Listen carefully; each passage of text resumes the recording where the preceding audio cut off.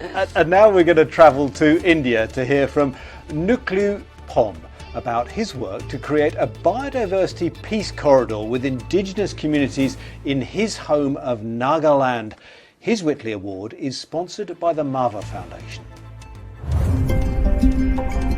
Nagaland, a mountainous state in northeast India and a global biodiversity hotspot.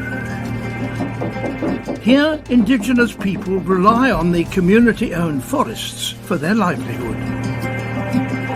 But economic instability has driven a surge in logging and hunting. Fighting back is church worker Nuklu Pom. Biodiversity loss is so massive that we don't see nor hear the sound of many species.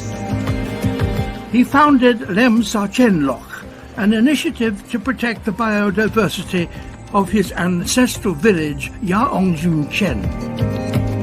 An indicator species was chosen as a measure of success, the migratory Amur falcon, which comes here in vast numbers to feed. This species protects humanity by taking away the insects which otherwise would destroy their vegetations. Nuklu persuaded his village to set aside 10 square kilometers of forest for conservation. Environmentally friendly farming replaced hunting and logging to create a sustainable income while allowing forests to regenerate.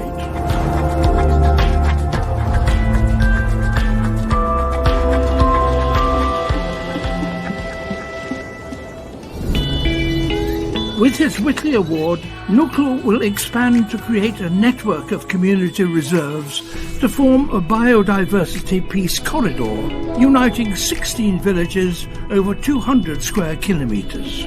The communities have valued what I said, and they have resolved to set aside forest areas for conservation. Nuklu will revive cultural traditions that teach harmonious land management, benefiting 4,000 households. He will also help hunters to monitor and protect falcons. And most importantly, share their space with wild species in order to coexist with humans without any threat.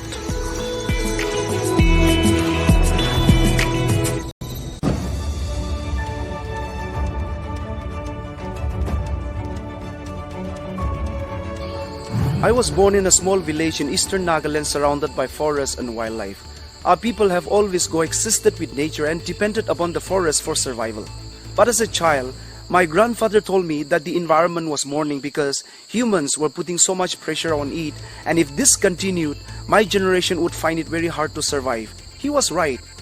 As a church worker, 15 years ago, having witnessed the dramatic loss of biodiversity in our forests, I resolved to establish a small community conservation project in my village of Yaongjun, which has been a great success.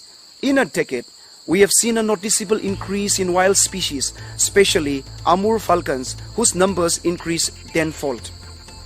The migrating falcons are a symbol of free movement connecting landscapes and communities around the world, and they devour insects which otherwise destroy crops.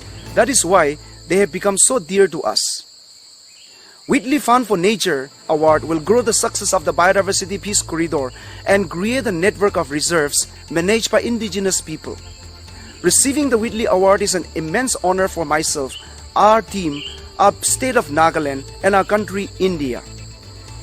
Whitley Fund for Nature's support will further enhance our vision towards uniting communities, policymakers, and scientists, respecting wildlife, and transforming lives. During this difficult time of COVID, the award is even more important because it will support the sustainable livelihoods for people. Thank you, and God bless you. I mean, one person has increased the number of falcons in his village by tenfold.